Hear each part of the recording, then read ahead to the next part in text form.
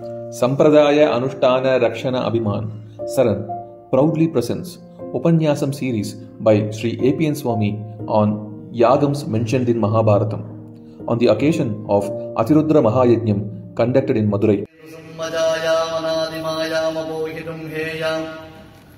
Sulalita Sundarakayam Surendragayam Surarishibhirdeyam Dishantamere Vasadahatadiyah Nayadarangarudarahatadakshaha Shrotreshu Pumsam Amrutam Ksharantim Saraswatim Samshritakamadhenum Vegotrelasuvelakimidamidivido Mandrito Vanarendreihi Mayamanushyalilam Abhinayadiharo Labdaseva Viseshaha Vaidehi Karnapurastavakasurabhina Yasamaste Shiroshta Krishna Pariplavanam Samavadigurudaha Dukkhavaha Riplavonaha Buddhirvaram Vishoreryam Nirbhayatvamarogata Ajaharyam Vagmaduttam Chahanumat Smaranat Bhavet Upavitinam Urdhvapundravantam Trijagat Punyaphanam Tridandahastam Sharanagata Sartsavanire Shikhaya Shekarinam Patim Yadinam Sashankha Chakralanchana Sadurdha Pundramandita Sakantalagga Sattulasya Natkapatmamalikaha Sitantariya Shotariya Yajya Sutra Shobhitaha Mamavirastu Manase Gurussa Venkateshwaraha Prapadye Niravadyanam Nishadyam Gunasampadam Sharanam Bhavabhitanam Shatakopamunishwaram Shri Ranganatha Shatakopayatindra Drishtam Lakshmendra Sammashanajit Karunaikapatram Shri Rangavir Raghurat Shatakopahrudyam Vedanta Deshikayatindra Maham Prapadye Shri Krishnamaryam Karunalayantam Vedanta Yuktam Feedback Samadhitavantam Vatsabhijadam Virusham Varenyam Shri Bhashya Sinham Pranamami Nityam Shri Madranga Shatari Samyami Varallabdhagaman Tatvayam Shri Madpira Ragudvahabdharadjit Palaravindashrayam Shri Madvedavaram Sareshirayadehe Karunya Vikshaspadam Severangadurina Shasanavasham Narayanam Yoginam Vedanta Deshikayatindra Katakshavardhatriyendra Saramanavadyagunam Budandiyam Narayanadhyedudurya Krupabhishiktam Shri Ranganathayarishekaramaśhrayamaha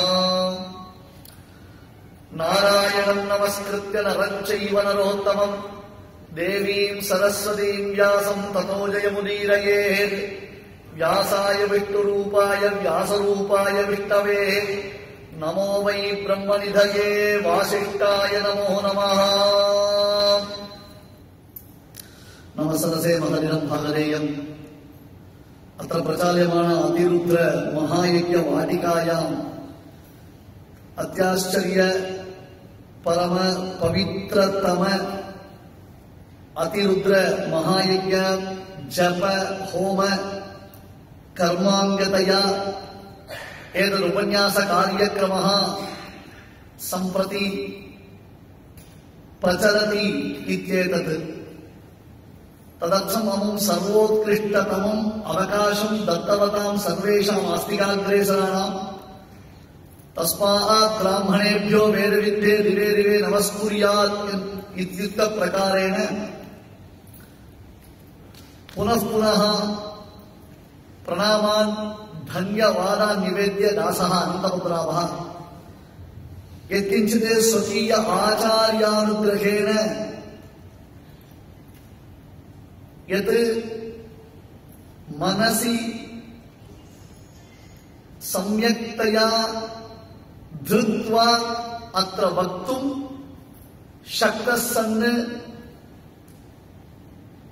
Yatkinchite Arabhate Tadartam Sarve Anugrannanto Iti Savinayam Prarthaya Mahangale Mudalla Brahmanottamargal Boosurargal என்று சொல்லக்கூடிய பிராமணோத்தமர்கள் அதுவும் சாமானியப்பட்டவர்கள் இல்ல வேத வித்யாஹா என்று வேதம் அவர் கொண்டாடுவது வேதம் படித்தவர்களை எந்த விதமான சந்தேகமும் இல்லாமல் முதல்ல சேவிக்கணும் அவனை சேவிக்கிறதே நமக்கு பெரிய பாக்கியம் அந்த வேதம் என்பது உயர்ந்த ஞானம் என்று சொல்லக்கூடியது ஞான ராசி வேத ராசினா ஞான ராசி சப்த கிரகணமே அது பெரிய விசேஷம் வேதாட்சராணி யாவந்தி பட்டிதானி திஜாதிபிஹி அந்த சப்த கிரகணத்துக்கே அப்பேற்பட்டதான ஒரு பெருமை சொல்லப்படுகிறது.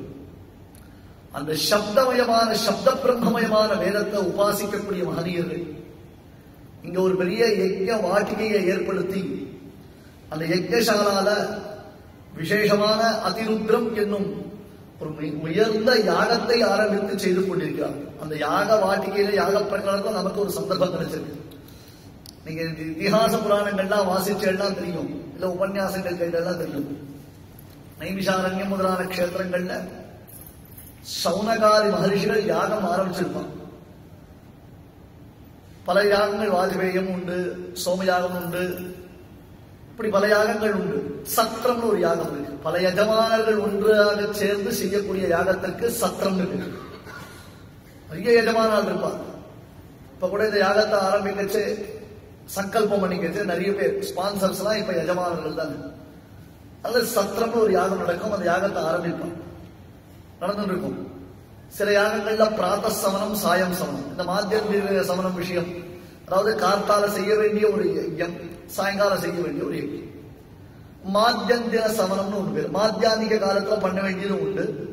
சில யாகங்கள் அது முன்னாடியோ பின்னாடியோ சேர்ந்து, அப்ப கார்த்தால ஒரு யஜ்ஞம் பூர்த்தியாகும், கார்த்தால ஒரு யாகம் நடக்கும். அப்புறம் சாயங்காலம் மறுபடியும் யாகம் நடக்கும். சரி, கார்த்தால முடிஞ்சுடுத்து, அப்புறம் சமாராதனம் ஆயிடுச்சு, விசேஷமா ததிகாரம் பண்ணிட்டான். உண்டமயக்கம் தொண்டருக்கும் உண்டுன்ற மாதிரி சாப்பிட்டு அப்புறம் என்ன சார் ஒண்ணு காரியங்கள் இதோட சாயங்காலம் தான். அது பரியந்தம் என்ன பண்ணலாம்னா அப்படியே ரவுண்ட் அடிச்சுட்டு வரலாம்.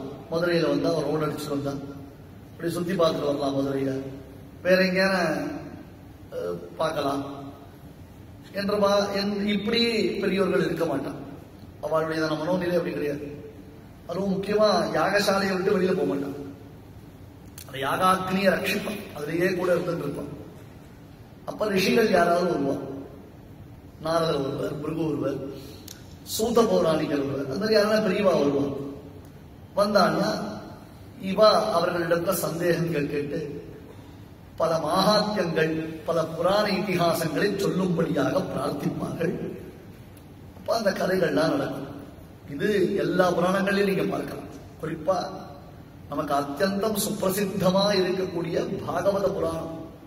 நைமிஷாரண்ய கஷேத்திரத்துல சௌனகாதி மகரிஷிகள் செய்த யாகத்தில் சூத பௌராணிகர் வந்த பொழுது அந்த சூத பௌராணிகரை இவர்கள் பிரார்த்தித்ததினாலே தன் ஆச்சாரியன் வியாசருடைய அனுகிரகத்தினால வியாசர் சுகபிரம்மத்திற்கு உபதேசம் செய்து அந்த சுகபிரம்மம் பரீட்சித்துக்கு உபதேசம் செய்த பாகவத கதா பிரவச்சனத்தை யாகசாலையில் இவர் ஆரம்பித்து சொல்லுகிறார். அதுபோல நமக்கு இப்பொழுது பாக்கியம் கிடைச்சிருக்கு. மதுரையில் சங்கம் வளர்த்த மதுரை, தமிழ் வளர்த்த மதுரைன்னு நம்ம சொல்றோம். இந்த மதுரையில இப்ப அதிருத்ரம் என்னும் ஒரு உயர்ந்த யஜ்ஞம் நடக்கிறது.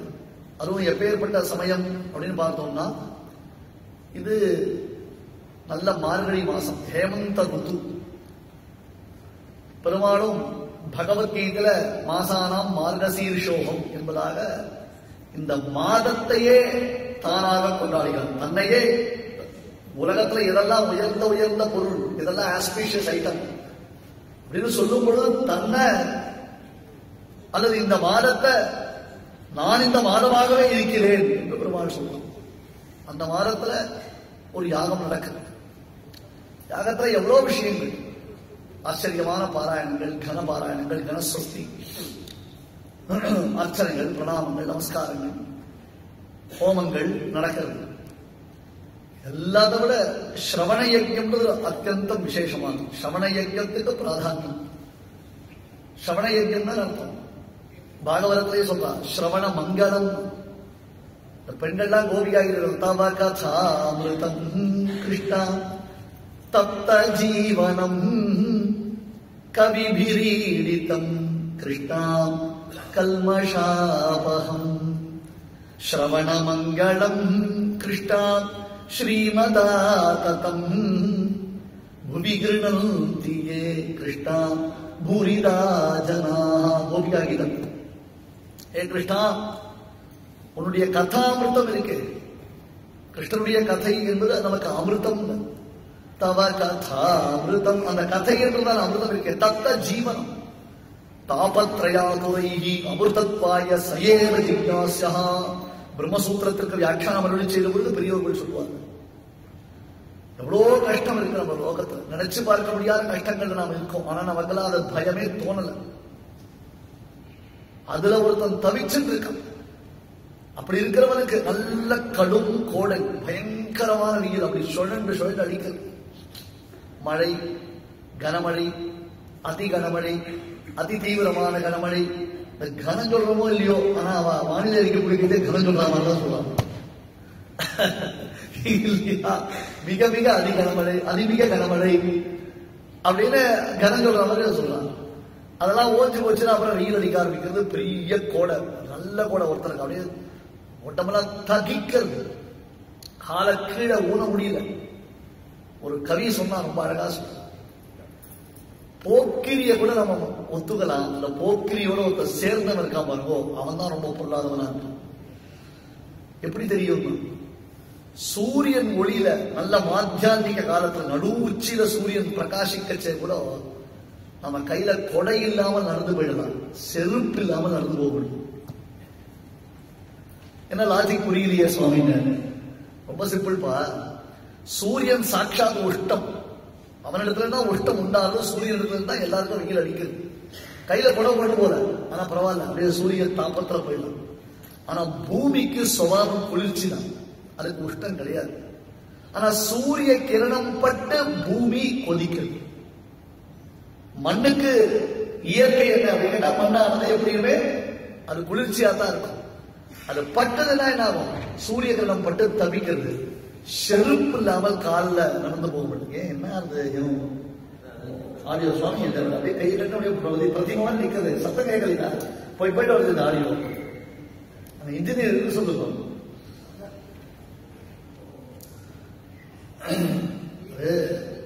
உபன்யாசம் பண்றவனுக்கு நன்மைக்கு ஒன்று வைப்பாங்க. தாமஸ் ஆல்வா எடிசன் கண்டுபிடிச்ச மைக்கா அதை கச்சேரினா கம்பெனி சரிவா வந்து அவன் கொஞ்சம் கிட்ட இருக்கணும், பார்க்கணும், அதை பேலன்ஸ் பண்ணணும். உபன்யாசம் தானே, அதை பார்க்கச்சே சொல்றாரு, இந்த ஸ்பீக்கர் ரூம்ஸ் விட்டு போயிடுவாங்க, அவங்க எதை சொல்றானே தெரியாது. அதனால இந்த போக்கிரியோட சேர்றவனை காட்டுறோம், போக்கிரியோட சேர்றவனுக்கு அதிகமான போக்கிரித்தன்மை உண்டு. எப்படின்னா சூரிய கிரணம் பட்டு மண்ணு கொதிக்கிறது. சூரிய ஒளியில நீ கையில கொடை இல்லாமல் கூட போலாம், ஆனால் கால செருப்பு இல்லாமல் போக முடியாது. அந்த மாதிரி ஒரு தாபத்துல ஒருத்தன் தவிச்சுட்டு போகும் பொழுது நல்ல ஜில்லுன்னு அமிர்த வருஷம், அப்படியே அமுதம் பொழியறது, அப்படியே அமுத மழை பொழிஞ்சுதான் அவனுக்கு எப்படி என்ன ஆனந்தம் இருக்கு அப்படின்னா என்னது? அது கிருஷ்ணானுபவம் தான். தாபத்ரயாதுரைஹி அமிர்தத்வாய சயேவ ஜிக்ஞாஸ்யஹ. அவனைத்தான் நினைச்சுக்கணும், அவன் தான் அமிர்தம். அமிர்தம்னா யார் அமிர்தம்? அவன் தான் அமிர்தம். அப்பேற்பட்டதான கிருஷ்ணன், அவனுடைய கதைகள், அவனுடைய சரித்திரங்கள் அப்படின்னு சொல்லும் பொழுது அது அத்தனை பாகவதத்தவர்களுடைய சரித்திரமும் உண்டு. பல கேள்விகளுக்கு நமக்கு அது விடை கொடுக்கிறது. அதை ஒரு யாகசாலையில யஜ்ஞ பிரகரணங்கள் நாம் அதை பேசும்போது நமக்கு அத்தியந்தம் ஆனந்தத்தை கொடுக்கிறது. இந்த சாம்சாரிகமான துக்கத்திலிருந்து நம்மை விடுவித்துக் கொள்ளணும்னு சொன்னா இதை தவிர்த்து வேற வழியே கிடையாது என்று சாஸ்திரங்கள் சொல்லும். சாஸ்திரத்தை நம்புறவனுக்கு அதுதான் பிரமாணம். அஸ்மாது சாஸ்திரம் பிரமாணந்தே காரியாகாரிய வியவஸ்திதம். நான் கண்ணன் கேட்டிருக்கிறவர், நம்புறவனுக்கு அதுதான் நம்பிக்கை, அதுதான் நம்பிக்கை. அந்த நம்பிக்கை வீண் போகாது. நிச்சயமா வேரம் காப்பாத்தாமல் இருக்கவே இருக்காது. வேரம் காப்பாற்ற அப்படின்னு சொன்னா வேரம் காப்பாற்றும். தர்மோ ரக்ஷதி ரக்ஷிதா, தர்மத்தை நாம காப்பாற்றணும்னு சொன்னா நிச்சயமா நம்மள தர்மம் காப்பாற்றும் அப்படின்ற சந்தேகமே கிடையாது. தர்மம் காப்பாற்றுமோன்னு சந்தேகப்பட்டியான உனக்கு அது அர்த்தம் தான். First of its kind, Ramanuja Sampradaya based Bhagavad Gita books in Sanskrita, Kannada and Tamil with only Moola Shlokams. Differences in the shloka text are also given by researching into more than 15 commentaries by various Acharya Purushas. Villai Vidutha Vijayan, an extensive Tamil commentary on first adhyayam of Bhagavad Gita in Tamil by Dr. Sri A.P.N. Swami. All these books, along with 60 plus books written by Dr. Sri A.P.N. Swami in Tamil, Kannada and English, are available for free download on apnswami.wordpress.com. அந்த கிருஷ்ணனுடைய சரித்திரங்கள் அப்படின்னு வரும்பொழுது பாகவதமும் கிருஷ்ணனுடைய சரித்திரத்தை தான் சொல்றது, மகாபாரதமும் கிருஷ்ணனுடைய சரித்திரத்தை தான் சொல்றது. பாரதத்திற்கு ஜெயம் என்பதாக பேரு, சொல்ல செய்த விக்டோரியஸ், தேசத்துக்கும் அதான் பேரு. தேசத்தின் பெருமையை காண்பிக்கக்கூடிய நூலுக்கும் அதுதான் பேரு. இந்த பெருமை இந்த சனாதனத்திற்கு மட்டும்தான். இந்த தேசத்திற்கும் பாரதம் பேரு.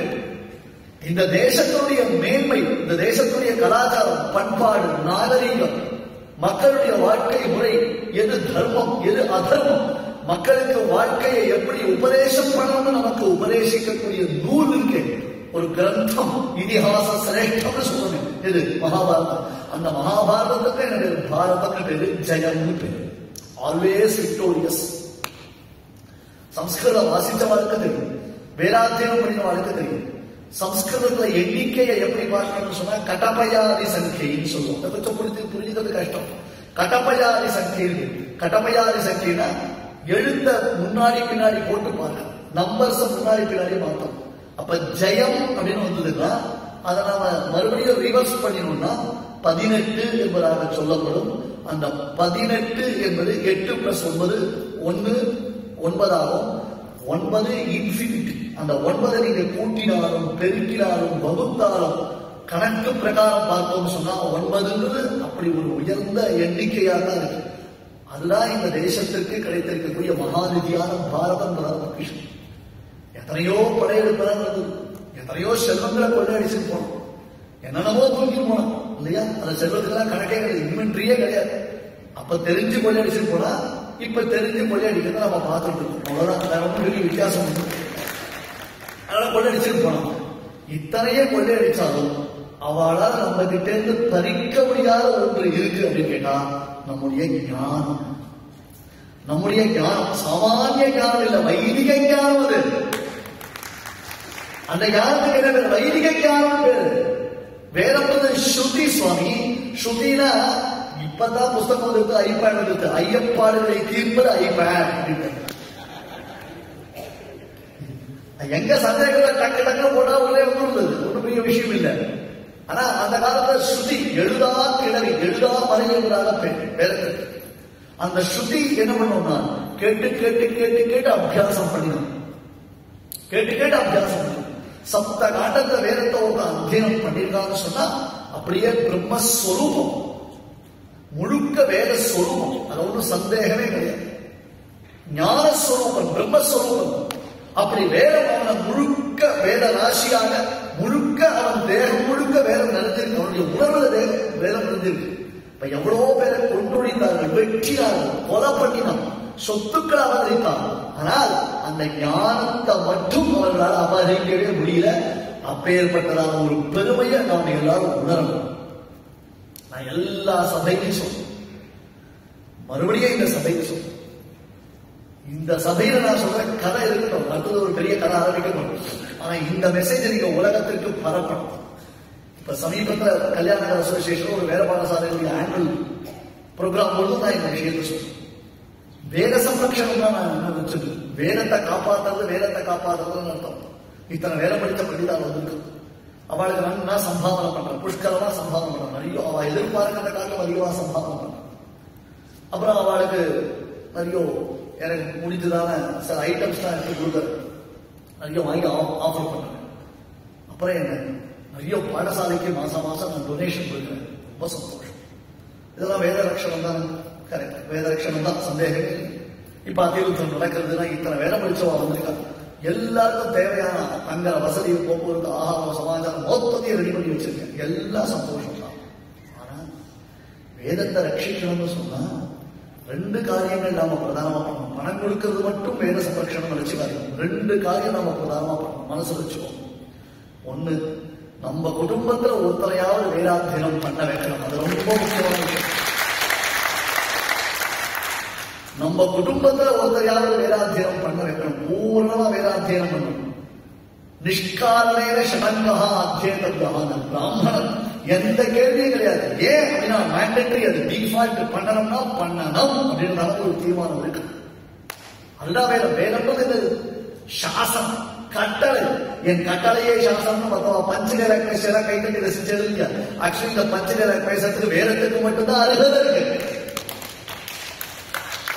மற்றவர்களுக்கு அருகதை கிடையாது. தஸ்மாத் சாஸ்திரம் பிரமாணந்தே காரியா காரிய வியவஸ்திதம். இதுதான் அப்படின்னா அதுதான் சட்டம்னா சட்டம் தான். அந்த சட்டத்தை நாம மீற முடியாது, சட்டத்தை வளைக்க முடியாது.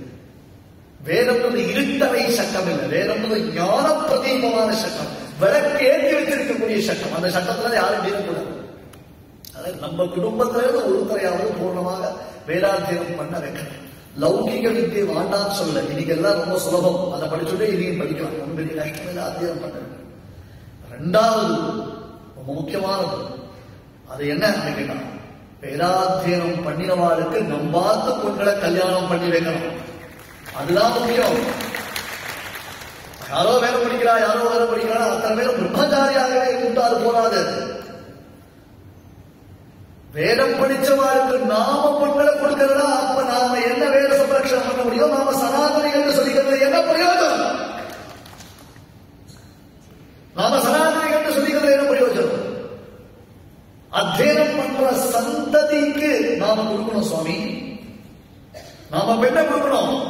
வம்ச விருத்தி அப்படின்னு கேட்டா உடனே அமெரிக்கால போய் தான் போறதுன்னு அர்த்தம் பண்ணிக்காதீங்க. எல்லாம் என் குழந்தை அந்த ஊர்ல பொறுத்த சீமந்தத்தையோ அல்லது அந்த குழந்தைக்கு தொற்று போடுறதையோ நான் வாட்ஸ்அப்லயோ பேஸ்புக்லயோ இல்ல இந்த கம்ப்யூட்டர்லயோ பார்த்து அந்த கம்ப்யூட்டர் மேல அக்ஷரம் போட்டு சந்தோஷப்படுறது அர்த்தம் இல்லைங்க. அது பிரயோஜனம் இல்லை. நம்பாத்து குழந்தைகளை பெண்களை கல்யாணம் பண்ணி கொடுக்கணும். அத்தியனம் பண்ணவங்களுக்கு கல்யாணம் பண்ணி கொடுக்கணும். நெஞ்ச நிமிர்த்திட்டு போனோம். எங்க சந்ததி வைதிக சந்ததி, எங்க சந்ததி வேத சம்ரட்சணத்திற்காகவே ஏற்பட்டு இருக்கக்கூடிய சந்ததின்னு சொல்றோம். இது சொல்றது போல கேட்ட யோக்கியதை இருக்கு அப்படின்னு கேட்கலாம். ஏன்னா 3 தலைமுறைகள் வேதாத்தியனம் பண்ணலன்னு சொன்னா நாம நம்மள பெருமையா சொல்லிக்க முடியாது. 3 தலைமுறைகள் வேதாத்தியனம் பண்ணல அப்படின்னு கேட்டா நமக்கு அந்த பெருமை இல்லாமல் போயிடும். அதுக்காகத்தான் சாங்கோபாங்கமா பண்ண முடியலன்னா கூட உபயுக்தமாவது தெரிந்து கொள்ளுங்கள் அப்படின்னு சொல்றோம். ஏதாவது கொஞ்சமாவது தெரிஞ்சுக்கோங்க. உபயுக்தமாவது தெரிஞ்சுக்கோ. முழுக்க தெரிஞ்சுக்க முடியலன்னா பரவாயில்ல. ஒரு புருஷ சுத்தம், ஸ்ரீ சுத்தம், ருத்ரம், சமகம், அச்சித்திரம், அஸ்வமேதம் ஏதாவது ஒன்று தெரிஞ்சுக்கணும். வேதாந்தத்துல கொஞ்சமாவது பரிச்சயம் இருக்கணும். இதுதான் இன்னைக்கு நமக்கு தேவையானது. எவ்வளவோ ஆங்கில கல்விகளை படிக்கிறோம் வெஸ்டர்ன் கல்ச்சர் நாம அது பின்னாடி போயிட்டு இருக்கோமே தவிர்த்து வைதிக சம்ரட்சணத்தை நாம பண்ணணும். ஏன்னா இந்த அதிருத்ரம் மாதிரி ஒரு மிகச்சிறந்த யாகங்களை பத்தி வேதமானது அப்படி கொண்டாடுறது. வேதத்துடைய மத்தியமணி நியாயம், வேதத்துடைய நடுபாகத்தில் அது இருக்கு. இது எல்லா விதமான வைதிக கர்மாக்களையும் நாம் உபயோகப்படுத்திக்கிறோம்.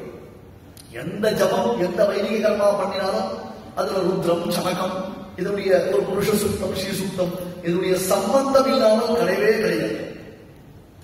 அந்த ருத்ர ஜபம் பண்ணினோம்னா அது நமக்கு மோட்சத்திற்கு சாதனம் அப்படின்றதாகவே பெரியவர்கள் நிர்ணயம் பண்ணி வச்சிருக்காங்க. ஏதைகவா அமிர்தோ பவதி அப்படின்னு. ஏதைகவா அமிர்தோ பவதி, நூற்றுக்கணக்கான ருத்ரனுடைய நாமங்களை சொல்லும்போது இன்னைக்கு அதுதான் பிரகடனம். இன்னைக்கு தக்ஷம் பிரஜாபதியினுடைய யாகத்தில் எப்படி பரமசிவன் ஸ்தோத்திரம் செய்யப்பட்டார் பிரம்மாதிகளாலே என்று சொல்லப்படும். மகாபாரதத்துல இந்த ருத்ரம், சமகம் இதை அறிவற்றிய விசேஷமான ருத்ர சகசநாமத்தை தக்ஷம் பிரஜாபதி கடைசியில ருத்ர ஸ்தோத்திரம் பண்ண. அதே மாதிரி பிரம்மா ஸ்தோத்திரம் பண்ண.